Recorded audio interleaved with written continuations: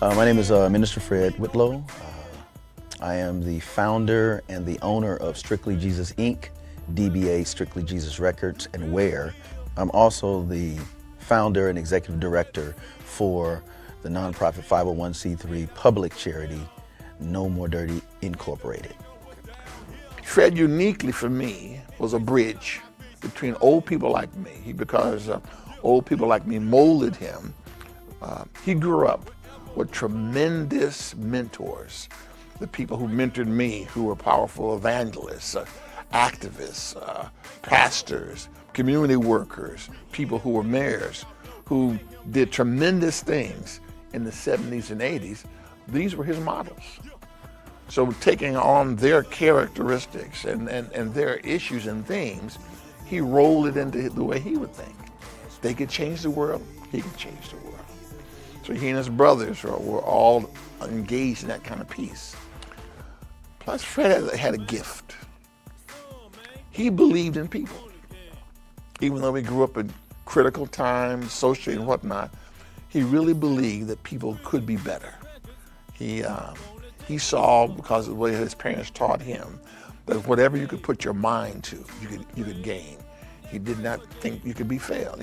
Even failure was the pathway to success. And so he didn't mind trying stuff. He would take a risk. If it didn't work out, he would check it off. This is one of the ways that you have to make sure don't do this again until he found a path that would work. I saw what he was doing, and what I was doing was looking to really get a street ministry going. Everywhere I'd gone, there's a street ministry or a prison ministry of sorts. And usually it's somebody much older. You gotta remember this was 89 or 90. I've been trying to remember exactly when it was. And they reach and grab a young guy like that, but he was doing the work. He was already doing the work. And he was convincing young people to do it.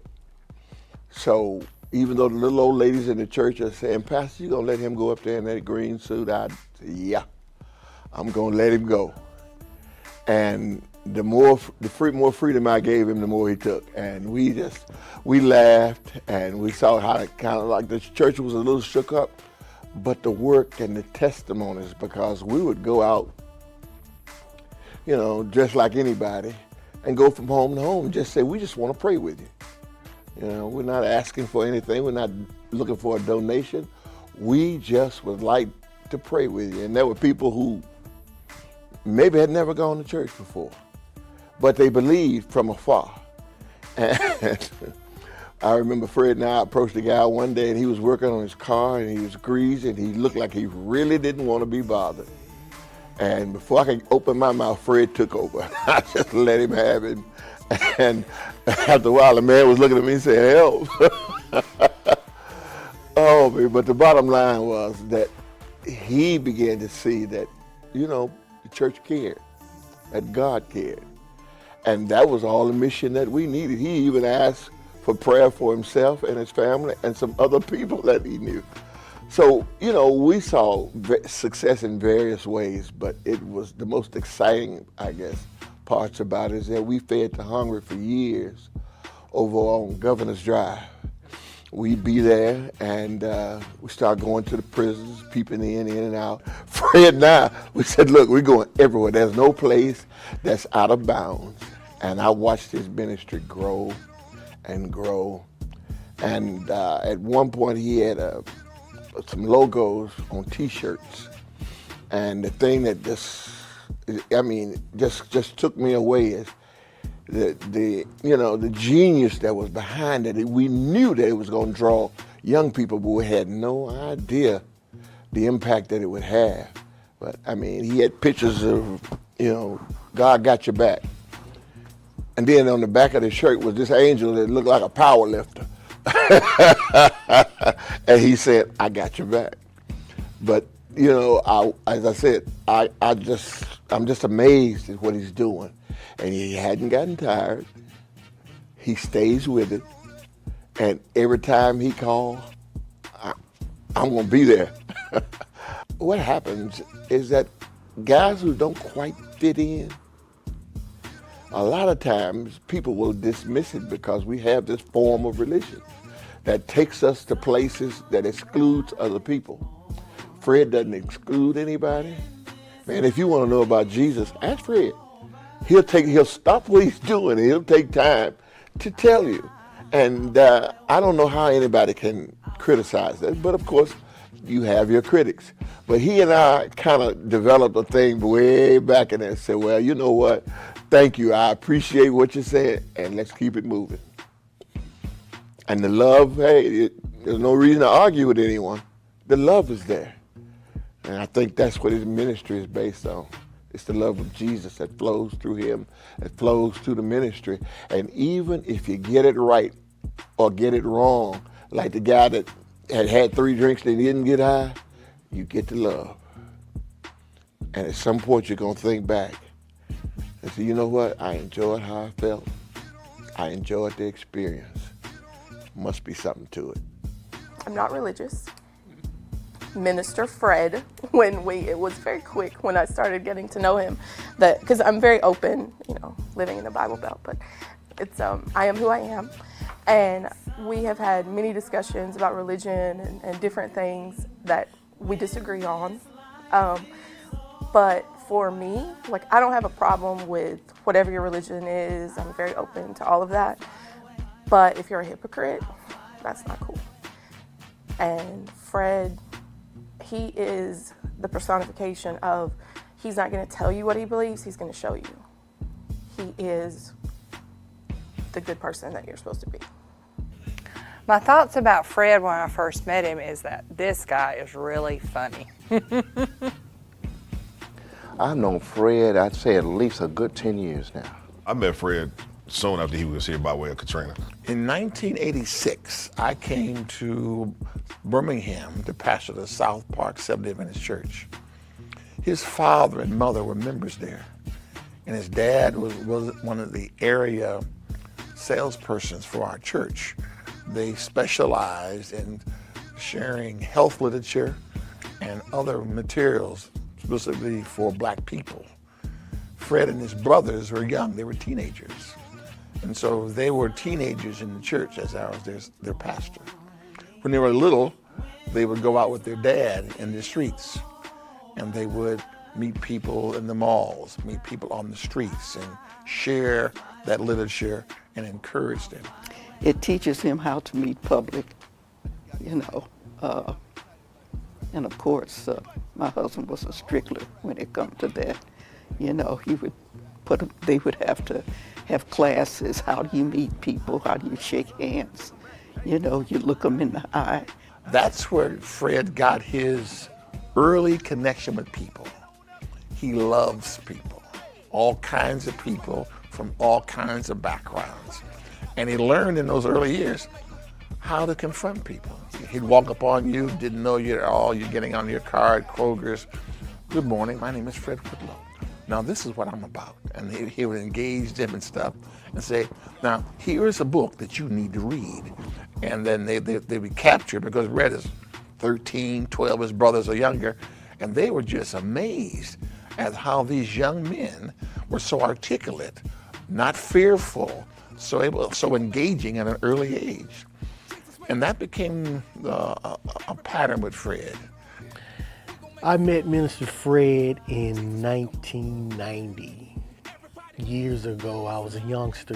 He used to open up the gym outside of my community, Meadow Hills, on the north side. And I used to go up there and shoot basketball, late at night. He would open the gym up for the street guys, in the community. And I used to give him a hard time, man. I used to give Minister Fred Hell. Fred and I met when I first came to Huntsville, and I was working at Alabama A&M Health and Wellness Center, and I had the opportunity to be able to do some collaborative efforts with him through bringing young people to the Wellness Center, as well as we've transitioned different community events like Cafe together. We worked on a kite festival together, and a lot of different events to really transform our community. Well, Minister Fred, I knew Mr. Fred way long time ago, since I was in the 5th grade, around the time I was 11. He had just relocated from New Orleans, Hurricane Katrina, And I guess he just got the job at my school, Whitesburg Elementary, and he became my behavior ed specialist. So he had to follow me around from class to class, and he'd just be like my personal aide. And we just had a special bond from there. He'd just come pick me up on the weekends, and he'd let me go to church with him. Then he'd go back home to New Orleans, and he bought me my first LSU hat. So I caused problems. You know, when I came in there, I would start fights, and you know, I was raised rough, so I would give him a hard time. But he stood his ground, and I respected him for that. You know, he always stood his ground, and he was always consistent with love. You know, he never got out of character or nothing. And I just saw that consistent in him and that love in him, and it kind of rattled me a little bit. Like, whoa, you know, this dude here is different. You know. When I first met him, you know, I was a kid, so I was a stubborn-hearted kid. And, you know, he had his moments where I didn't want to listen, and he'd tell me something. You know, we had our little altercations going back and forth. But as a kid, I didn't really have no real male role model around me. So, like, that was the first real role model. And I kind of, like, from a distance, I respected him. And then when we moved on to Florida with my foster family, like, he knew my whole situation. I grew up in foster care. So then, like, I just, like, man, that was the only, like, person that really had my back, because then I had to go through situations after situations, and then I just relocated back to Huntsville, and crazy, that was the first person I came back to Huntsville to see was Minister Fred. That was the first person I came in contact with. Oh, man, I met Fred, like, 25 years ago. And it was so funny because everybody was saying, hey, man, this dude just came up here on campus. I'm like, who is he? He said, man, he's sharp. He be rapping and stuff. I said, rapping? Yeah, he be rapping. I'm like, what type of rap is he? Gospel rap. This is very young. This is almost when rap wasn't even rap yet. And he went gospel. I said, no, man, no. So, I play sports, love playing sports. Fred was active too. He got a little play in him too. And so if you come to the gym, that's my territory. And that's where everything started. We joking, we laughing, we doing everything. And he walked up in there. Now he was just almost anxious to meet me as I was to meet him. And when we hit each other, bam, I'm like, oh, he was like, yeah, I heard about you. And I'm like, yeah, they call you Minister Fred, huh? I met Brother Fred. Actually, I seen Brother Whitlow first. It was at WJAB. They were doing a spoken word poetry corner. And he came into the room, and I think I was on the mic at that time. I saw him briefly. He said his, hays and farewells, and then he left. Later on, it was, I want to say that next year, I saw him at that same event. And he had gave me some good compliments on some of my spoken word pieces. And I want to say a year later, I ended up performing at one of his venues. So it was just like that. I came to know Minister Fred at church in the early 2000s. Watching him over a period of time, I came to know that he was sincere in what he believed. I met Minister Fred when he first opened the spot. And a friend of mine had recommended me to come out because what Fred was doing, he was into hip hop ministry and the arts and poetry, spoken word and dance and the praise dance, the whole nine. And so I'm a huge arts lover, a proponent for all of it.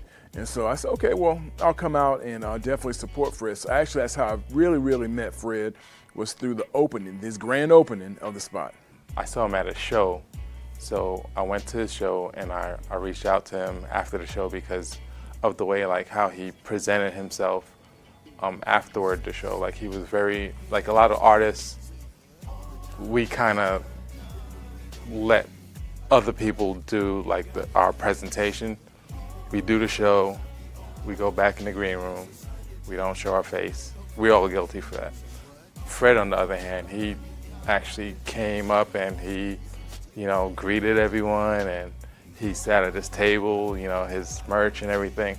And so I looked at that and I was like, he's a genuine guy. So, I want to connect with people who are genuine like that. After 2007, we kind of built a rapport, and then we went on the road together around late 2007, all the way to the end of 2008-ish.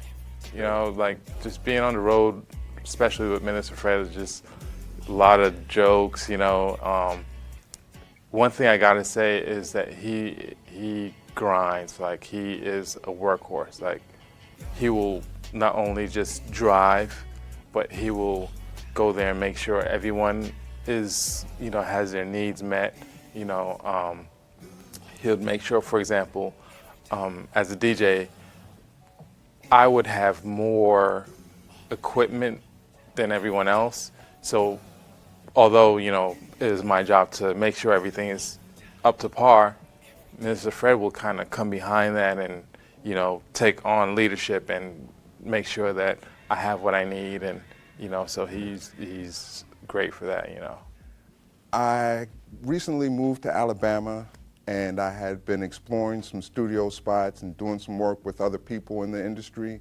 And I came across Minister Fred at a studio one day where he was working with an act, and we connected. So he gave me his card, I gave him a call, we talked business and shop. We were both on the same level when it came to just the community and being hip hop. He was a rapper, he had just put out his CD, and we just gelled. It was a match, and we came together. He invited me to the radio show, and the rest is history at that point. And it's probably been 6 or 7 months. So we've just came together, but the things that he's done has inspired me to just want to do more. And then the fact that he has invited me to co-host a radio show, it's a fantastic opportunity for myself, and I get a chance to help others. I think I met him at one of the Huntsville Housing programs they were doing. It might have been the father one that they do. He does every year for fathers and kids and all that kind of stuff. And then after that, he led worship at our church several times. And so he and I just developed a relationship from there. It was fun. This was a church that started out on the campus of UAH, and then about 3 years in, we moved it right into the heart of the projects right there in 35805. So we were at the Oscar Mason Center. That's kind of where I started connecting with Fred. And so we asked him to come in and lead worship several times for us. It was beautiful. I mean, one of the first songs that I remember him doing was Trust and Obey. Because I grew up singing that, you know, in my Sunday school class, which is Trust and Obey, because there's no other way. And then Fred brought a whole new thing to it. This song goes out to everybody that's really going through something that they're trying to figure out. Do I trust God? Is Yeshua the Christ really that deep? We're going to share, bro. Trust and obey. No other way to be happy in Jesus. Yeah. When we walk with the Lord in the light of His word, we will trust and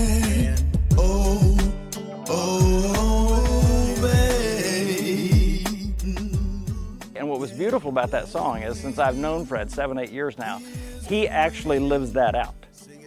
He does trust Jesus, and he lives a life of obedience, which is beautiful.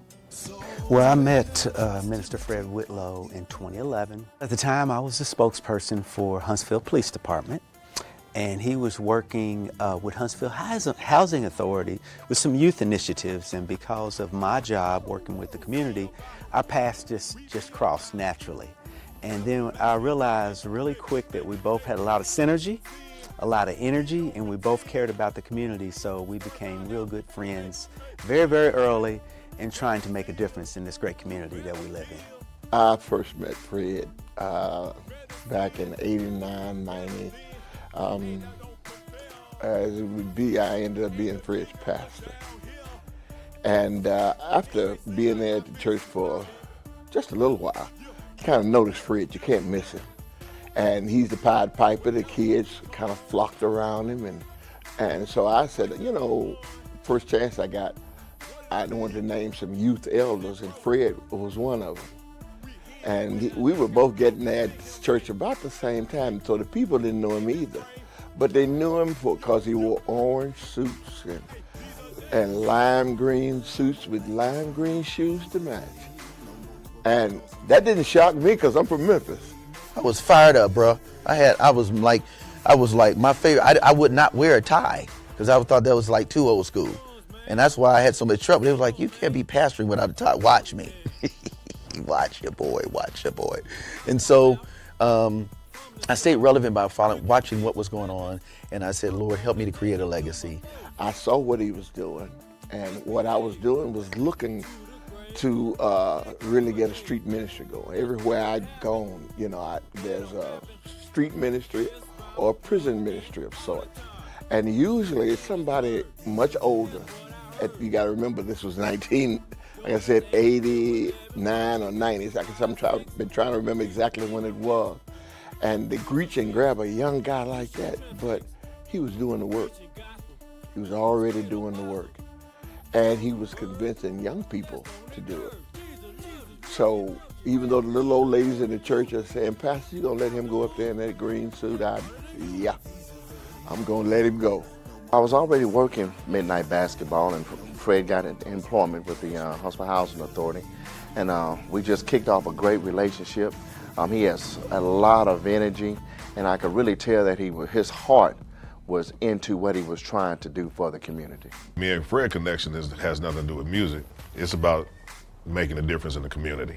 So that's how we always connected. I'm about community. I'm about making a difference in the lives of especially our youth, making a difference in the lives of families. So you got somebody like Fred who don't shy away from that at all. I mean, that's part of what his purpose is. Fred and I, we come from that background of loving music, loving rap. Rap used to be a positive message, and then it turned dark on us, and the church rebelled against it, and then we sought out gospel rap at its infancy, and that's where our relationship began.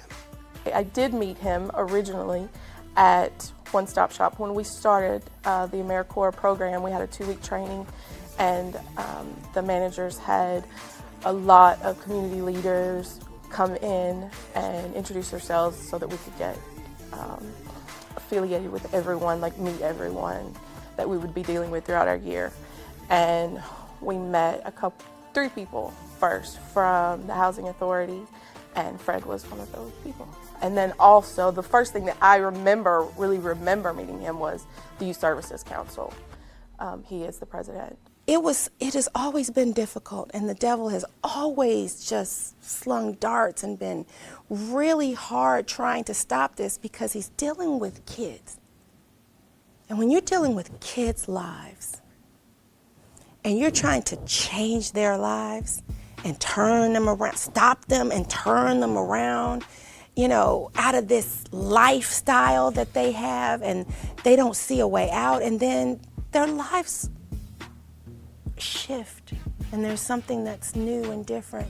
Fred came to me with his No More Dirty idea. Pastor Jones, let me bounce something off of you.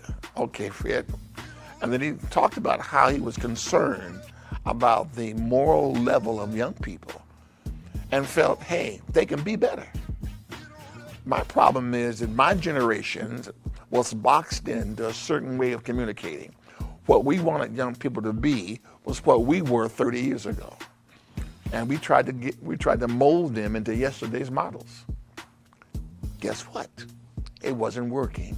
And so since they wouldn't do what we asked them to do, the way we asked them to do, and they weren't listening to us, we tend to either pray for them or write them off. Fred had an ability to take the themes and the values in one generation and communicate in the language of the next generation. And I had not seen anybody that had that gift to be the bridge between yesterday and tomorrow at the same time. And so I said, go ahead, go for it. And so he went for it, and it worked. I said, wow. Fred came to my church. Pastor Jones, I'd like to use your church. We want to do a certain event. Now, Pastor Jones, we're going to have some rock music. We're going to do a hip-hop subject. You know about rap music, do you, Pastor Jones? No, Fred, I don't know about rap music. Well, Pastor Jones, this is gospel rap. Gospel rap?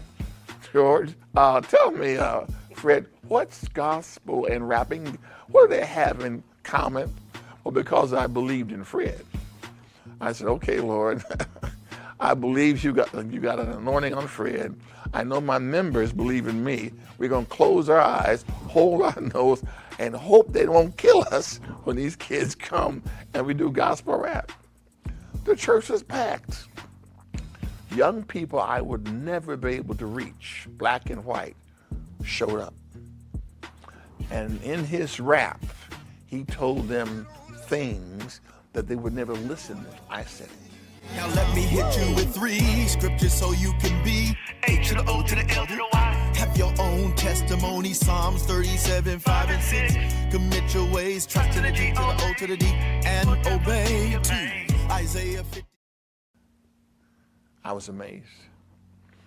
And he could go to city fathers and other people and say, you're trying to reach a community, but you have no platforms. You're trying to reach your people, but you don't speak their language. Give me your money, give me your support, and I can take what you want to do and get it done better. And he convinced that. And between his radio programs, between his other community engagement, he began to move around the city. Well, I would say I've never met anyone as committed to this entire community. Although Minister Fred's may be known for his work within the lower income African American community, his work within the full Huntsville community is very admirable. He works with all walks of life to spread the gospel, as well as help lower income folks with opportunities to be successful here in the greater Huntsville area. His faith in what he believes in could have easily wavered here in this community because there's a lot of competing factors. And when you're trying to raise money to work and help other people, sometimes people want you to give up part of your soul to for their support. But he continued to believe in his faith, believe in his vision of one day having what he has today, the spot, No More Dirty, the building that we're in now. Also working with the youth in this community, giving them opportunities and information and networking so that they can rise above maybe their present circumstances. And Minister Fred, having survived Katrina and then moving here and basically with the clothes on his back and his faith, was able to be where he's at today. And I think God has brought us together and many other faith-believing people together to be a part of his support team. And just so proud of what he's done in this community. And a few years ago, I was able to recommend Minister Fred for being a businessman and entrepreneur in this community. And he was recognized by local TV station and the newspaper for making a difference and of course recently as well as the Racial Harmony Award and things of that nature. And they're all well deserved. I can't think of a person that better epitomizes working together, giving back to the community, and helping others succeed at his own expense, whether it be his own money, his own time, his own energy. And so I feel it a privilege to work alongside of him.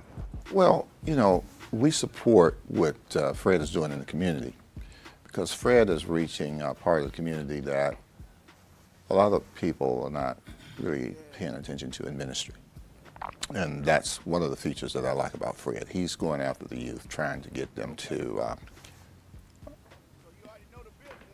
look for better expectations of themselves. We worked on several things, from midnight basketball to workforce development.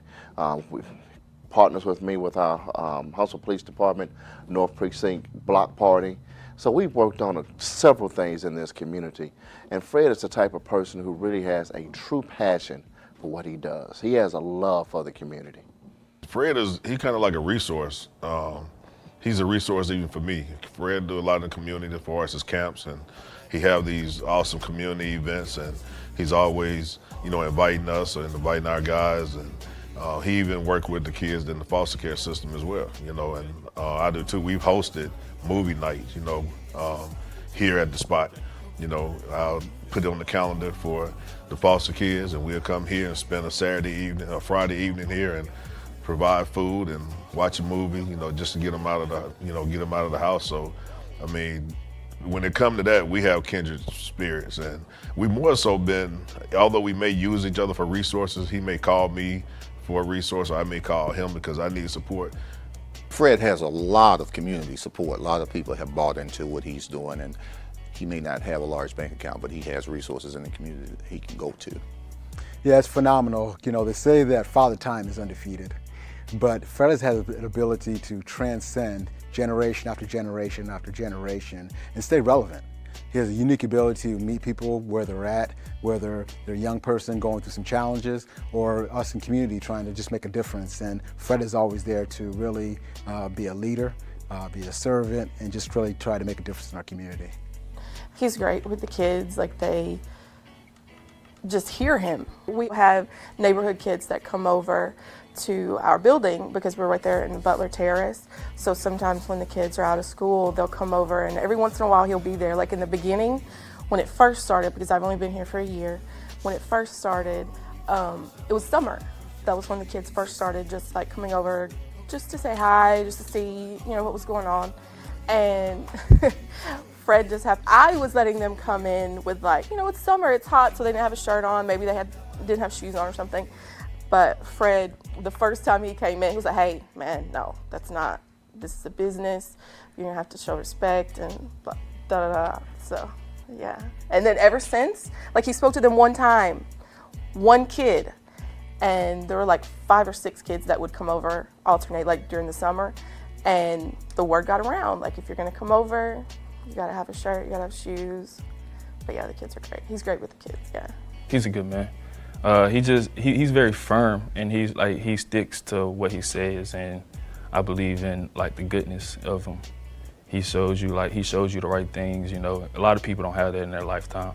A lot of people don't have a role model, a male role model that's just like, nah, man, you don't supposed to do that, or nah, man, you don't say that like that, or this is how you do this, or if you need help with this, I can do this. A lot of people don't have that, and a lot of people want that and just don't know how to ask for that, and then when they get it, they just don't know how to accept it. He didn't quit. He don't give up on nobody. He not nobody. And if he did, if you say he did, he didn't. It's just that you're bailing out on him. Since a little boy, like all the kids, you know, bad troublemakers in school, he'll round us all up. He'll sit there, talk to us, and try to have like little man time with us. And I think that's what attracted me, because you know I never really had nobody, so that's what gravitated me to him. Well, like I said, you know, I just can't speak enough about Fred's realness. I had an opportunity to write a reference letter for him when he was in preparations to receive the Martin Luther King Community Service Award. I wrote it with great pride, and it was very easy. I have a lot of people come to me and they want reference letters and whatnot, but Fred's was very easy because it's just so much that he does, and the relationship that he and I have with one another, it's just real, and I'm very appreciative of being able to pick up the phone and call Fred and say, hey man, I've got such and such here in my office, they need help. Can you reach out and can you put some things together to help this individual be the best person that they can be? And Fred gets it done. He gets it done. So I'm thankful for a community partner like Fred Whitlow, what he does here at the spot, what he does not only just in North Huntsville, but what he does throughout this whole Huntsville community. Last year was our 34th Martin Luther King Jr. celebration. We sponsor, Alpha Phi Alpha sponsors the Martin Luther King Jr. Unity Breakfast each year. And as I said, last year was our 34th year. And as a part of the celebration, it has been a tradition that we recognize 2 community supporters or 2 community citizens who have done things that we felt Dr. Martin Luther King Jr. did during his time. And last year, one of the recipients was Fred Whitlow. And the way you become a candidate or a nominee, someone in the community or someone in the fraternity has to recommend you or nominate you. And we get several nominations each year. And it has been also a tradition that one of those has been to a minority and one has been to a majority person. And last year, as I said, Fred Whitlow was the nominee and also the winner. And it was unusual because, as I said, most of the nominees or most of the recipients have been very well into what Dr. King was doing. Never in the history of the 34 years that we had done that last year had someone so young been a recipient. And that was the thing. And I'm not sure that, of course, I'm not in on the tallying and going through the documentations as presented to a committee. But when the committee came back to us prior to the breakfast to say, this is our recipient. And when we looked at his resume, we looked at the documentation of the things that he had done, it was overwhelming to us that someone as young as Fred could do all the things that he had done. And we were just elated and just so proud of what he does in the Huntsville community. If he's hurting, if it's something, you're not going to really tell it. He's not going to show it. He don't wear those type of emotions on his sleeve, and then, no, that's not him. Fred is more of a man, a person that will just say, you know what, I just got to pull it up, I got to suck it up, and I got to do it. He's a man's man, you know. He ain't got no chump in him or nothing. He's a straight up dude that's about business. If he can't make it here, he's going to try to make it somewhere else. He's going to try to do it somewhere else to get what he needs to get. I'll say this, I didn't know Fred prior to Katrina. But I would imagine that Fred is probably pretty much the same dude that he was before Katrina when it comes to the character aspect. You know, I think that, like I say, he's a positive dude, he's optimistic. So because of Katrina, you know, he just found himself in a situation that this is happening. So what am I going to do about it? You know, some things you can't worry about that you can't change, you just make the best of it. You know, so him being that optimistic guy that we talk about, you know, so he relocated. So now I'm gonna make a decision, I'm gonna stay here, so what is it that we're gonna do? I'm not even sure if, now that platform, what happened during Katrina, it just gave him another testimony. His whole life has been given, his lifeblood, his money. He had no money. And every job he would get, he would put right back in the ministry. He would put a little aside to try and live. And then he was homeless. Literally. From Hurricane Katrina had just destroyed everything. God blew him this way. I said, he literally blew him to North Alabama with nothing, zero. And he restarted his ministry in a whole new direction. And in the midst of that, when he had nothing, he would give his last bit to others. We don't need any more analysis of yesterday. We need somebody who can look at darkness and say, here's a flashlight, and say, we can make a difference and make tomorrow much brighter. Fred has that ability to see into the future and say, ha ha, things are not getting worse, things are getting better. So about 8 years ago, my wife Joy and I felt God's nudge to move into a neighborhood that was forgotten. And so we bought a $9,000 house, and we fixed it up a lot and moved in. And not too long after, we found out that Fred was in love with the same neighborhood. So we found out that we cared about the same people and bore the same kind of heart for Jesus. We were both PKs, as it turns out, and so we got to know each other. And then kind of a cool thing happened. There was a point where he said, you know what? I want to do what you're doing. I want to move in. So he moved in next door to us. And so he's my next door neighbor. And just had the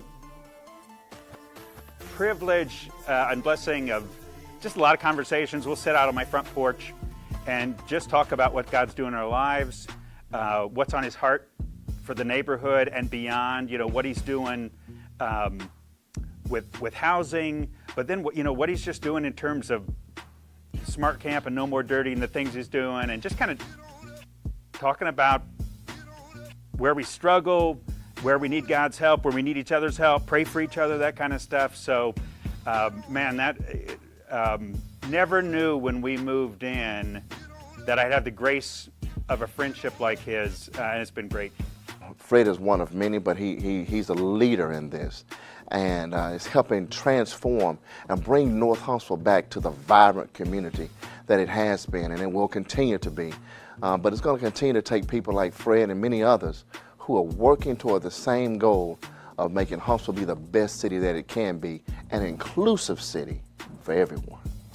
What's funny is, and I think both he and I would say this, I grew up and my world was very white, too white, way too white. And there was then a lot of ignorance and prejudice and biases. And there were narratives I believed. I didn't know it. And we've talked enough for Fred to say the same thing to me, Grew up in a very different world. And, we've helped each other to understand our white and black brothers, and he's just ended up then helping me see a different view of the world, but to see someone who loves Jesus just like I do, and grew up, actually both of us in pastors' homes, actually found out that went through a lot of the same struggles, a lot of the same issues, battled a lot of the same things, and found out our lives were so much more similar than we would have thought. And, he'd say what I'd say is, my understanding of the heart of God for all nations and all people is far higher than before we met. And he's told me, I've been able to have that same kind of impact in a way. So, boy, what a grace it is that God brought us together. Roger lives from a whole different narrative. In other words, I grew up in the same household that Roger did. And like he said, we grew up with a certain kind of narrative and a very narrow worldview on a lot of fronts. Fred has forever changed that for my brother. And he's forever changed that for me. Again, when you grow up in a world that is almost 99.9% white and middle class or affluent, and then you move into a whole new area and you begin to interact with a whole different group of people, it radically changes you. And for my brother, I think it's made him much more aware of the difficulties involved in doing racial reconciliation in any city, in any culture. Fred is committed to that, Roger's committed to that. To watch them work together on that front has been beautiful. I've learned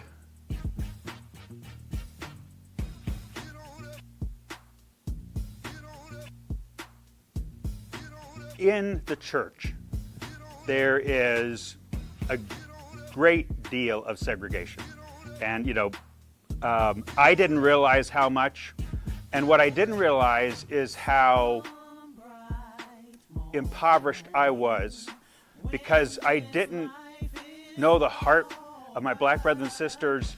And so my understanding of Jesus, my understanding of walking with God, my appreciation for music and art and the good gifts that God has given us has been enhanced significantly from walking with another brother who I know took a risk to trust me, because he's had a lot of interactions with white folks that weren't pretty and that I ache for, and but trusted me and shared deep parts of his story and just helped broaden my own trust in other people, Fred doesn't just believe certain things about Jesus. You know, it's not like he believes, here's 7 Bible facts about Jesus.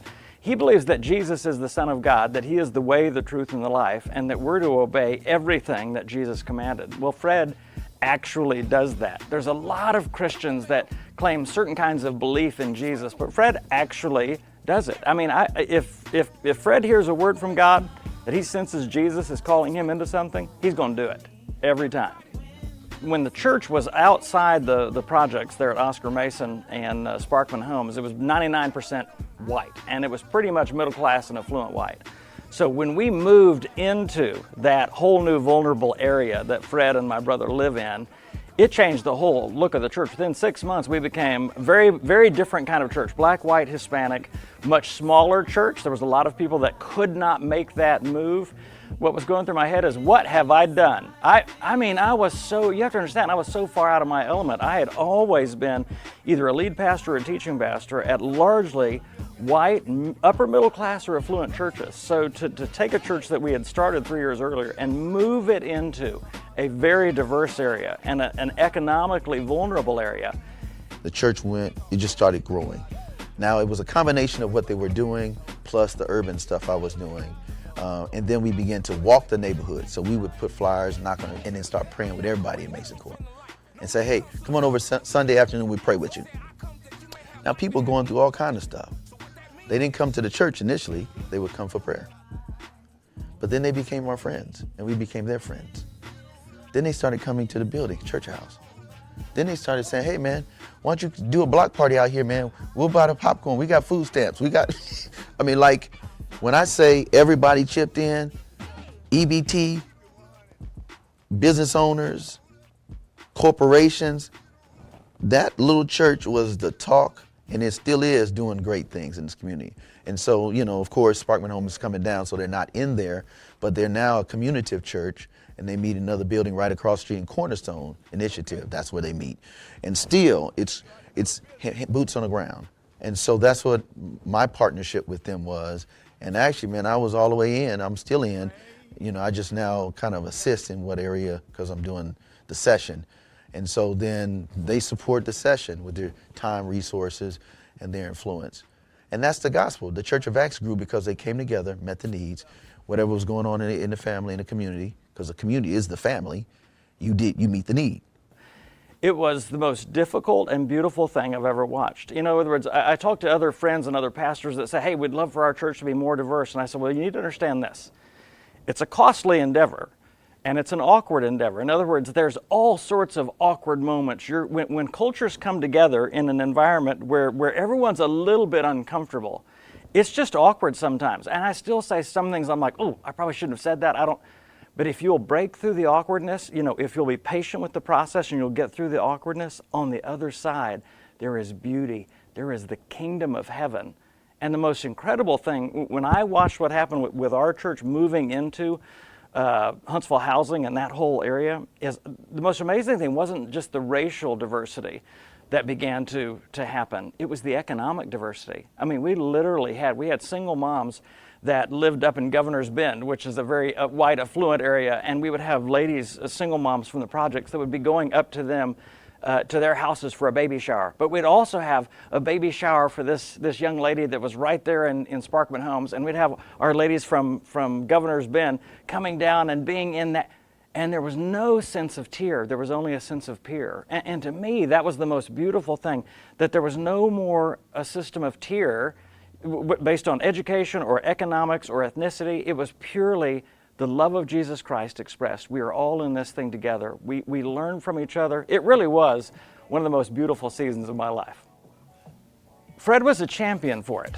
So Fred may have even thought, you know, I was a little out of my mind when we started talking about doing this, but he was a champion for that. He always said, anything I can do to help. And of course, I started connecting with him on some of the work that he was doing with Huntsville Housing. But then he would come in and help us in a number of ways. He brought in a number of special speakers, soloists. In addition to him leading worship, he would bring other folks in. And so it created a sense for me of comfort knowing that I had someone else who understood a different culture that could teach all of us a way to embrace sometimes the uncomfortableness of multiple cultures coming together. And I learned so much from watching Fred do that and do that well. I've watched Fred enough, and I've seen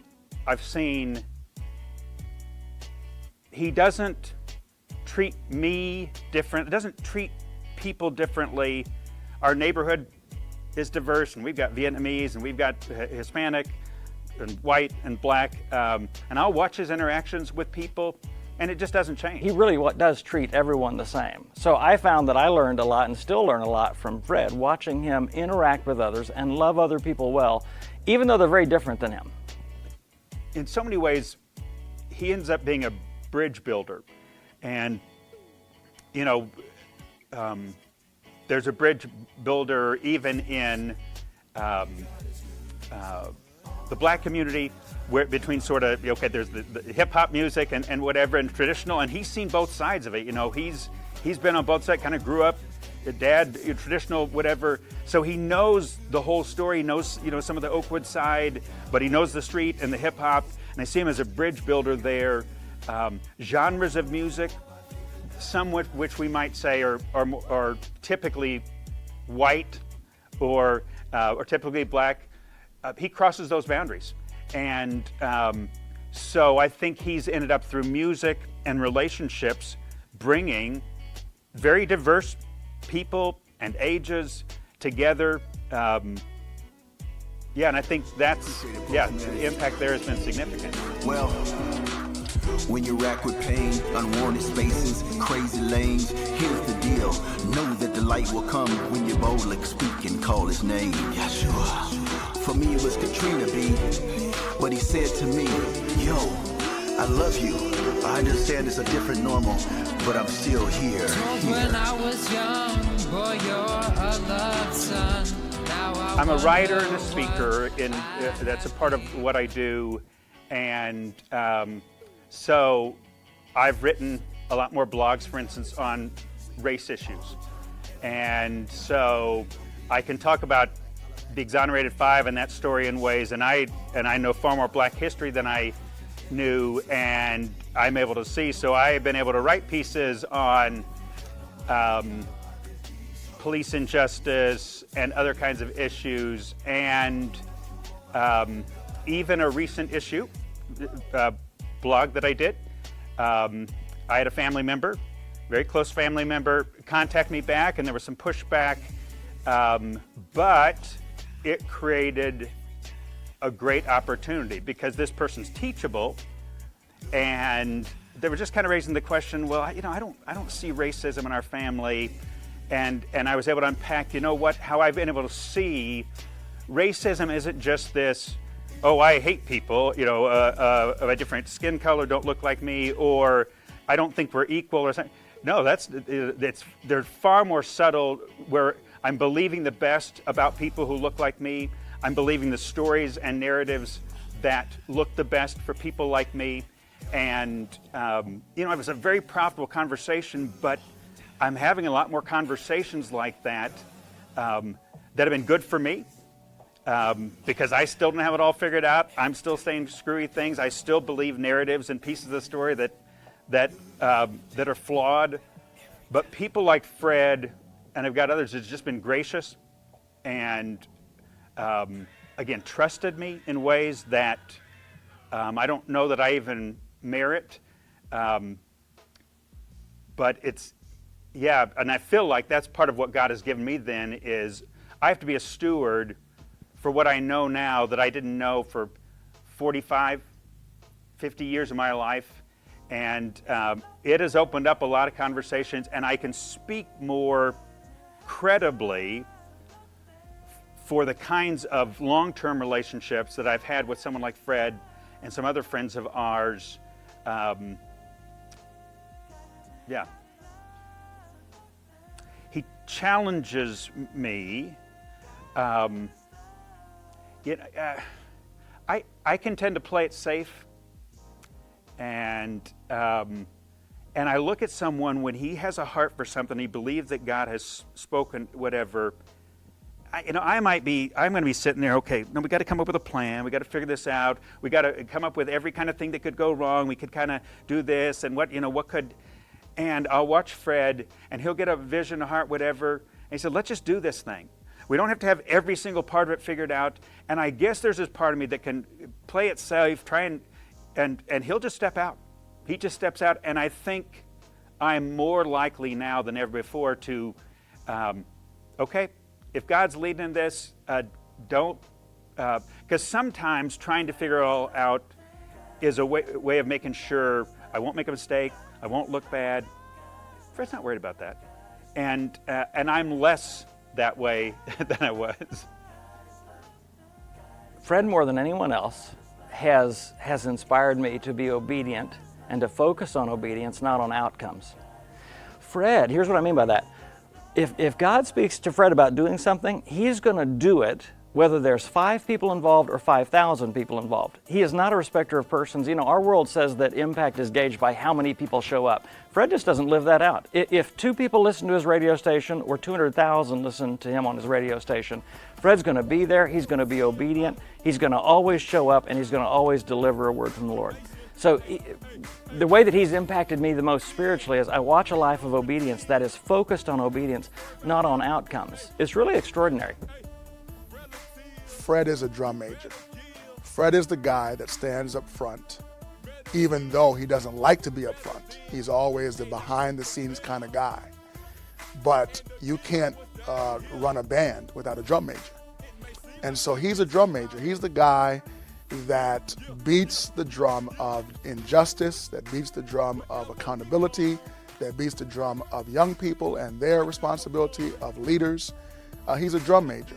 And people will remember the impact that in the short time that we all have in life, in the short time that he's been here in Huntsville, whether 30, 40, 50, 60 years, he has made an impact in young people, in accountability, in ministry, in holding people to the plow and making change. That's the biggest part. Biggest part is, we do all this, but what has been the change? Well, the change has been souls have been won. The change has been that a voice has been heard in the wilderness. The change has been that somebody came to know Jesus and know God, and lives have been changed as a result of Minister Fred. The impact that Mr. Fred has had on me is significant in just the sense that I came to him looking for some sort of small opportunity, some side situation where I could maybe help him hand out food or help him, find donations for somebody. And then the next thing you know, I'm on the radio talking to 200,000 people each week.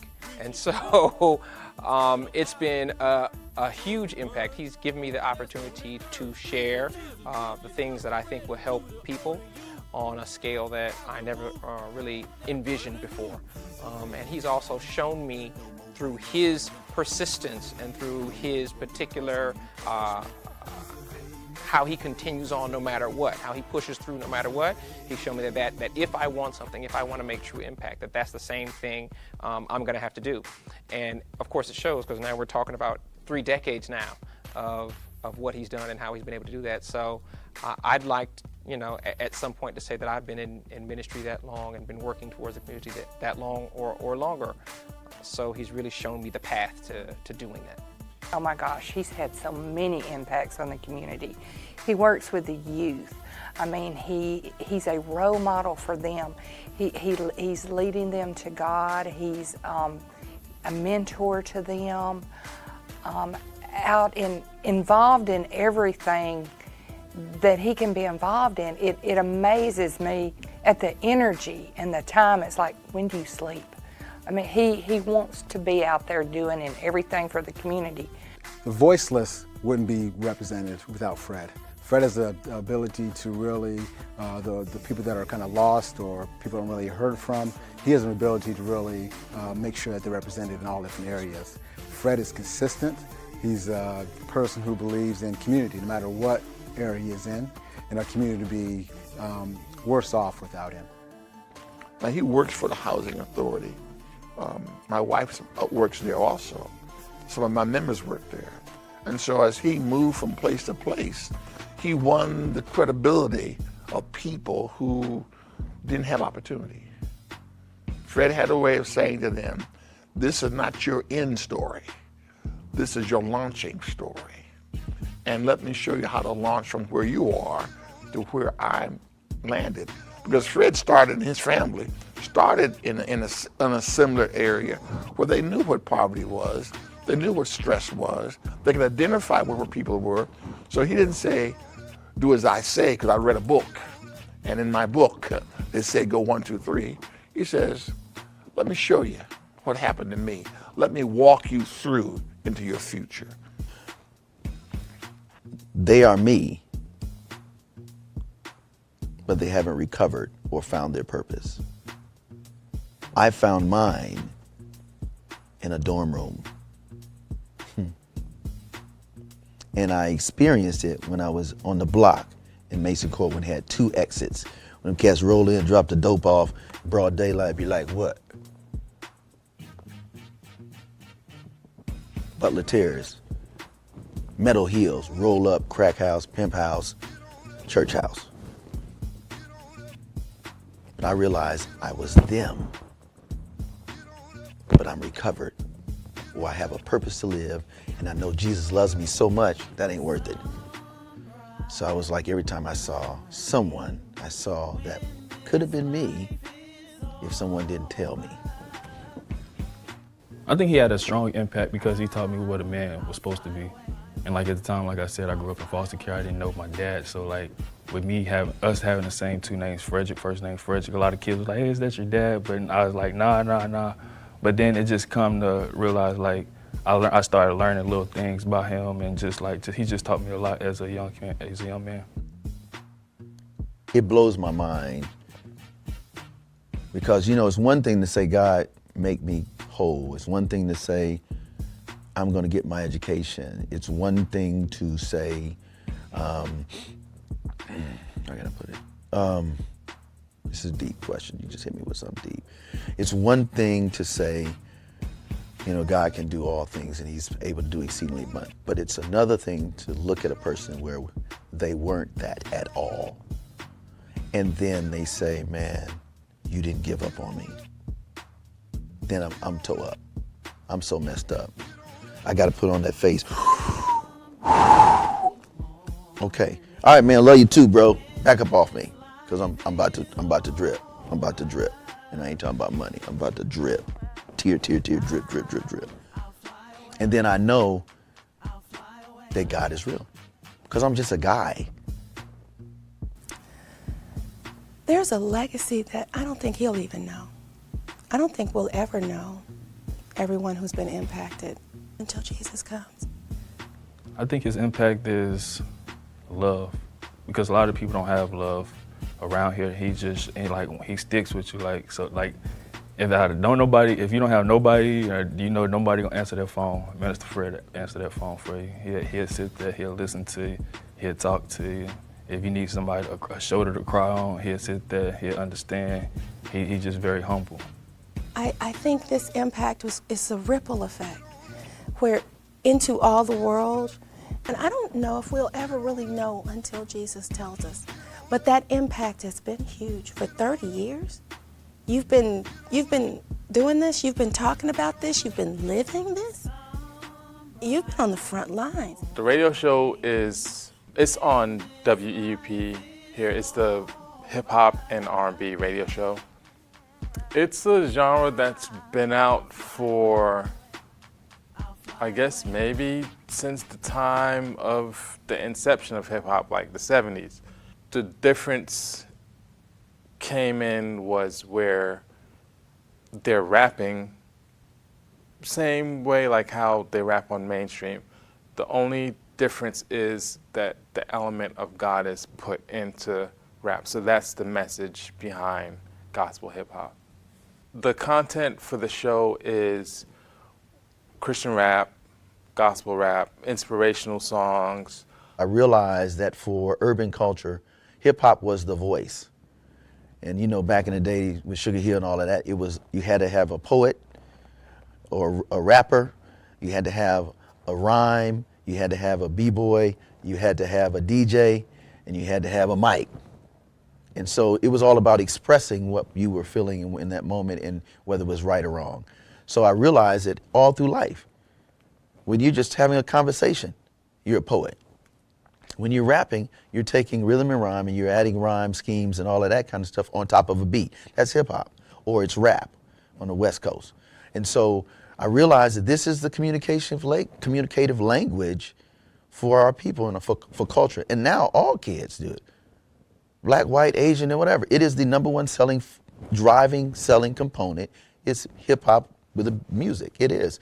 And so before the world and even the record labels understood that, because they didn't want to touch hip hop back in the day, but when they realized that, they capitalized on it for the negative. And I said, you know what? God said, let everything you do be done to the honor and glory of God. Whatsoever things are pure, just, true, kind, Philippians 4:8. You can't get to I can do all things if you ain't doing pure, just, true, kind, lovely, of good report. If there's a good report, think on these things, do it. And then God says, I'll give you desires of your heart. He's super passionate about it, and that's a wonderful thing because, when you find something that you're passionate about, nobody's going to stop you. Nobody's going to stop you, so he's a character.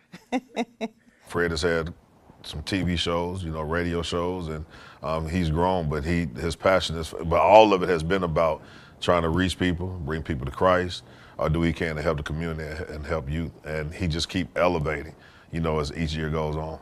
He's very persistent and he works hard at it. And in everything that he does, just like with his Christian hip hop music, he wants to get the word of Jesus out there. God is good, all the time, every time. God is good. Even when you find yourself the only Christian name in society. That's real. 'Cause God is good. Even if you have no money, God is good. He's teaching us to walk by faith and not by sight. And so Fred's contributions to Huntsville and to this area and to the music area, it's still going to be determined. I think he's still writing his future. His legacy is yet to, his true legacy to me is yet to come. But I believe when people start talking about, in my opinion, as far as music goes, you're going to have to sit here and recognize Fred as a pioneer as far as Christian hip hop.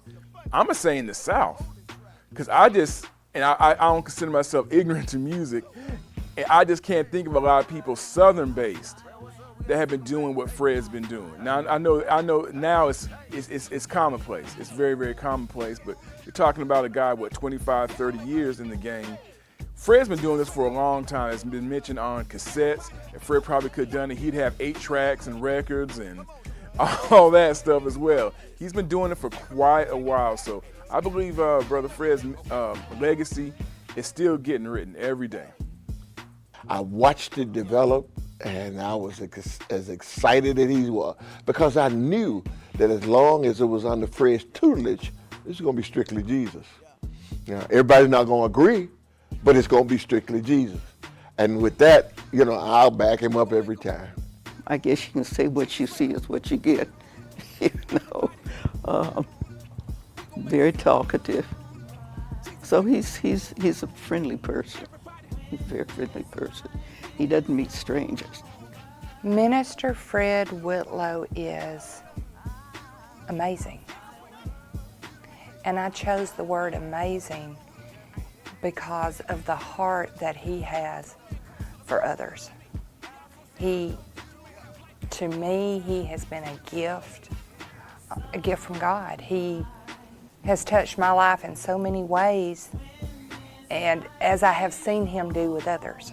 Minister Fred is God sent. God sent him for a particular task to be done here in Alabama.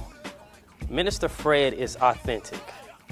I say that due to him holding my feet to the fire numerous amounts of times, whether if it's my music, whether if it's cleaning up some of my music, even with personal lifestyle choices that I've chose to take. And of course, he'll tell you, of course, you're gonna do what you do, you're your own individual, but just the fact that he said it. A lot of people are scared to be blunt with individuals like that and be consistent with that. Minister Fred is dedicated. And the reason why I chose that word is if you're going to do anything worth doing, that you're going to put your name on, you need to be completely dedicated to that thing, not wavering anyway, not giving up anyway, not letting anybody push you or pull you in any direction. And he is that dedicated. Minister Fred is energetic. It's like he has boundless energy, but it's a blessing because he directs it in the right thing. Every time I talk to him, he's talking about some proposal he turned into some place. I'm like, I don't understand how you're doing all these proposals. You're still working, 40, 50, 60 hours at your job. You have recording you're doing for yourself. You're recording other people. Like he just has boundless energy if it's in the right direction. It's very rarely is it selfish. He's not just trying to build some company so he can be a billionaire or a millionaire. He's doing it so that others can be benefited as well. And so he takes that energy and uses it in a good way. He was real about what he believed. And he knew why God had him here. And I said, it was never to be sanctioned by a church. This is for them. Inspiration. The reason why I chose that word is because I constantly see him inspire others. Myself, the youth, and everyone around him seems to be inspired to do good things. Minister Fred is all in, hyphenated, one word I'm gonna let. He's Jesus freak, so he's all in on Jesus. He's not gonna do purity halfway. He's not. Now he'll be honest about his struggles, whatever. He's not going to tell you. When I say he's not, I'm a perfect guy, but where he struggles, we'll talk about it. We'll hold each other accountable. We'll challenge each other. But he's Jesus freak. He's 100% all in everything that he does. He's all in on relationships. So I mean, if he when he's reaching out to you, when he's talking to you, you're that person. He's going to believe in you. He's going to stay with you. Now, he's going to say, you got to pull your side. I can't do for you what you got to decide to do for yourself. But if you're willing to take a step, I'm all in on you. So I would say just whatever he's going to, Jesus, other people, if he's going to go on a project, he's going to be all in. Again, he's going to be the cleanup. He's not looking for the accolades and the platform and the trophies. He's just all in on what we're doing and where we're going. So I'd say all in. One word, Minister Fred, is motivation to me. I choose the word motivation because a lot of times we find ourselves in so much of a rut, it's hard to even move, want to do what's right, want to handle business. But Fred motivate, hey, take care of what you need to take care of, and rest assured God will carry you over. Tenacious. That's the word that comes to mind first. He stays at it. If this doesn't work here, he'll go to plan B. If plan B doesn't work here, he'll say, okay, let's reevaluate. Let's go to plan C. He's very tenacious, so he consistently goes after what he wants until he reaches the end goal, and that is something to admire in any leader, Fred is someone who's very encouraging for me. He even made me reflect on myself. It makes me want to be more optimistic and more positive and a good mood, most of the time. Because I'm like, dude, do you ever have a bad day? You always on 10, which is great, and it's contagious. And that kind of energy should be contagious, and it needs to be contagious. And we need to have more people who have that kind of attitude. And if you're doing the kind of work that he does, I think that we need to be. Minister Fred is a hero. He's a hero. The work that he's done and the contributions that he's made and the sacrifice he's made. I've been here with Fred when everyone else has left and we've had to clean up and and I know he's tired. I know he wants to go and I've had to, Fred, man, we'll come back tomorrow and do this, man. Let's just go. Fred wants it done right then. It's his drive and his determination and his love for everything to be a certain way that I admire. So I think he's a hero to this community. He's going to be one of those people when you start talking about Huntsville legends and people who have made an imprint on the community.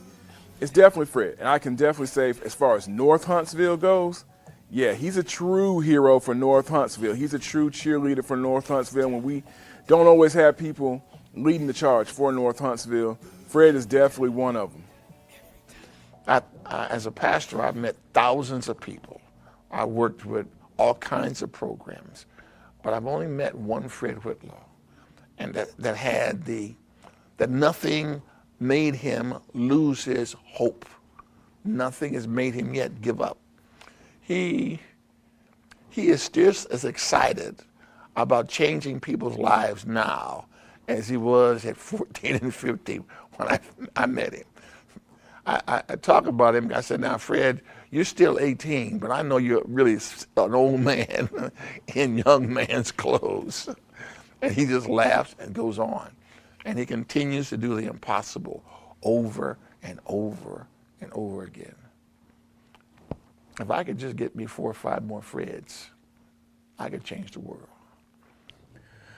I walk away with fulfillment and peace of mind. Fulfillment that I've done what God has called me to do. Paul said I've run the race. I'm not done, but I'm running the race. 1, 2, fulfillment that what he started in me, he will continue to the end. This is just the evolution. I'm not done, folk. I'm not done. I'm not done.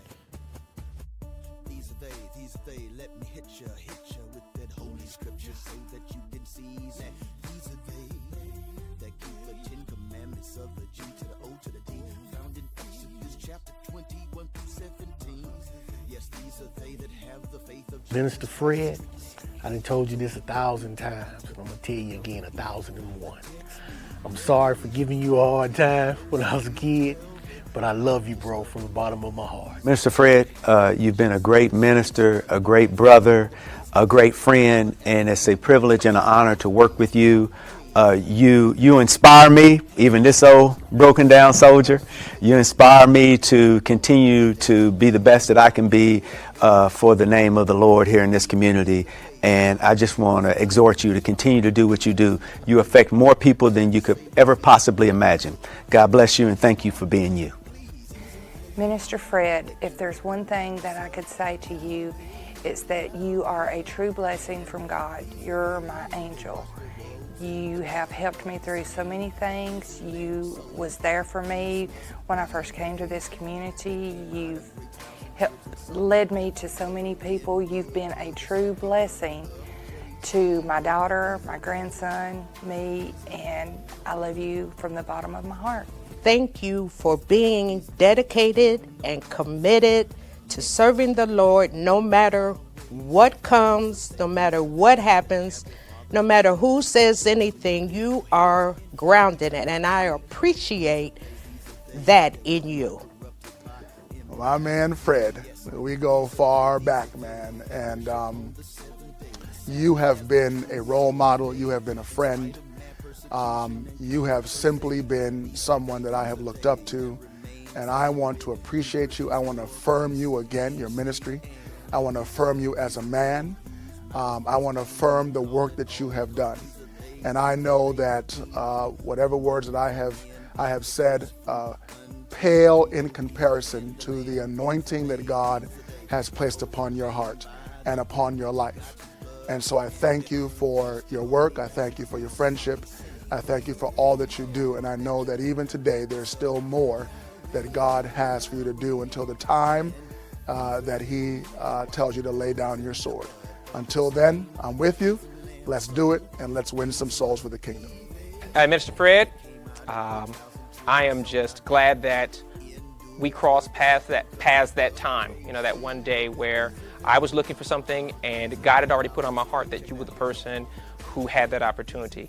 I never imagined this is where we'd be at this point in time, but I am privileged to walk beside you. You're the one who has the vision. God has given you people that you'd like to impact and methods to do it. And I am happy to be a part of the ministry and the paths that you're creating. I know that long after you're gone and long after I'm gone, there will be on record, online, videotapes and of all the things that we've done and all the messages we've tried to share with other people. And so now for hundreds of years to come, it will be available for people to grow, develop, and learn more about God as well. So I appreciate you for that. Thank you for your patience with me and guiding me and teaching me the ways. Now I know which side the headphone wire is supposed to come out and all the other things that you've been patient with me on this journey. And I look forward to 30 more years in working with you. Frederick Whitlow, you know you're my boy. And we go back a long ways. And I'm really proud of you. I'm really glad that I've had a chance to be a part of this, that you made me do some things that I was uncomfortable with and that I was like, I don't know about this. And how still now, it's a phone call, Vic, what's up? And, we'll talk, and it's an encouragement to me in my life to keep going. And I appreciate you so much. I appreciate your ministry. I appreciate what you're doing for God and that you have never given up. So don't ever give up. Don't you ever, never give up. Keep grinding for truth. Minister Fred, my man, I just want to say congratulations on all of the things that you have done for the community, for me and this others, man. You have been such a blessing in my life and helped me in a lot of things. And I want to say, bruh, you just continue on being who you are. You never stop believing in what you're doing. And you always keep that mark moving forward. So, bruh, I love you, baby. I love you. All right? Peace. What's going on, Fred? You know me, it's Marcus. What's going on, brother? When I met you several years ago, it was one of those relationships that's grown, where I definitely consider you a family member, a brother, and just know from the bottom of my heart, I appreciate everything that you've done for me, everything that you've done for your community. You are a shining example to so many people. Keep on doing it. Don't get discouraged. Do not get discouraged. There's going to be naysayers. There's going to be people who are going to say something negative. There's going to be people who are going to be crabs in the barrel. That's life, right? But you're one of the toughest brothers I know. You're on a mission. You got a ministry. You got your music. Let's keep doing it, brother. I love you. Peace. Minister Fred, I want to thank you for helping me out, bringing me into the No More Dirty family, showing me around Alabama, all the good things, community. I just want to thank you for the inspiration that you've given me, the inspiration that you've given others. Keep on doing what you do.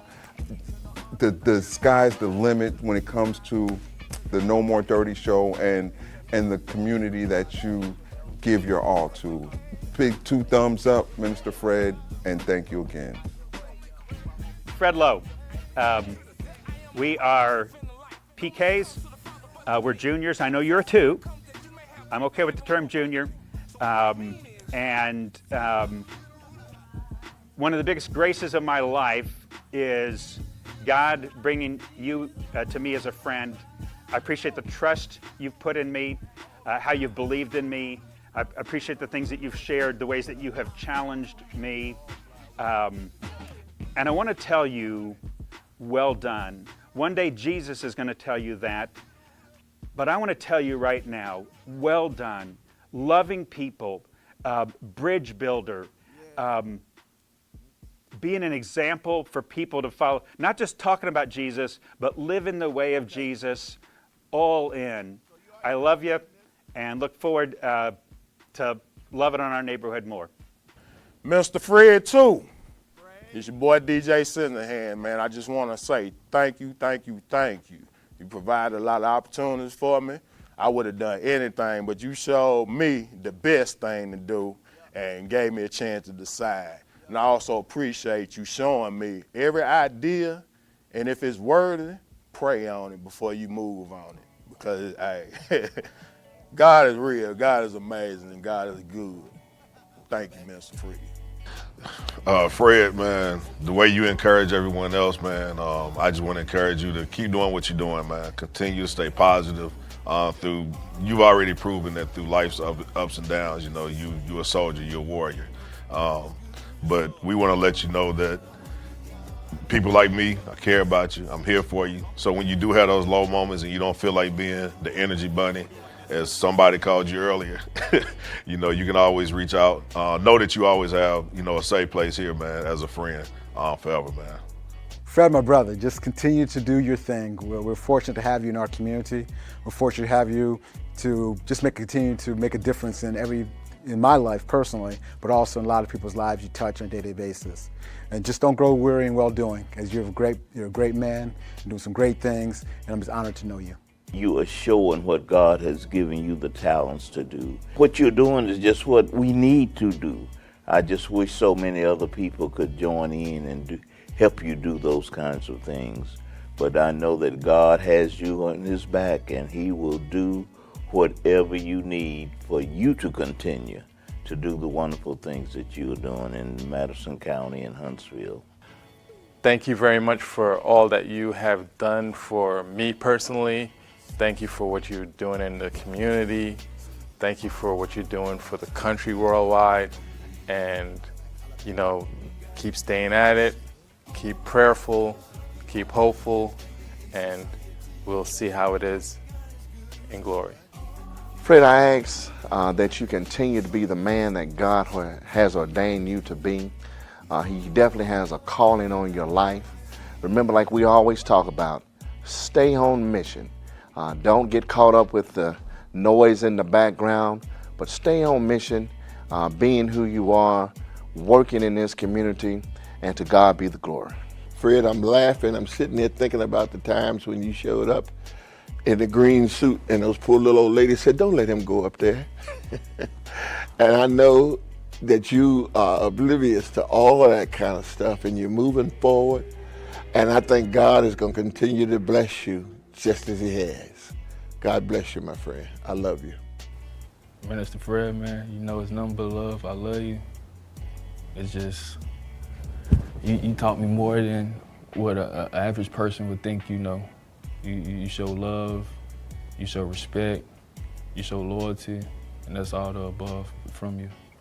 And I love you from the bottom of my heart to the top, because you know, from nowhere, you know where I came from. Don't nobody else know about my situation. You know my situation, and I love you. Fred, keep doing what you're doing. You're awesome. He already knows that. I tell him that all the time. But yeah, that's it. Fred, I've known you for almost 40 years. I want to say to you, one, I love you. And Fred, I want to say to you, you're my hero now. You have become greater than I thought you could be. And you're making a difference. You just keep on making a difference. And whatever I can do as your brother, as your friend, as someone who's been a part of your family for these years, you've got that. You've been a blessing to me. I'm thankful that the Lord has brought you into my life. You keep on keeping on. Maybe God will show you some young person who's the next Fred Whitlow.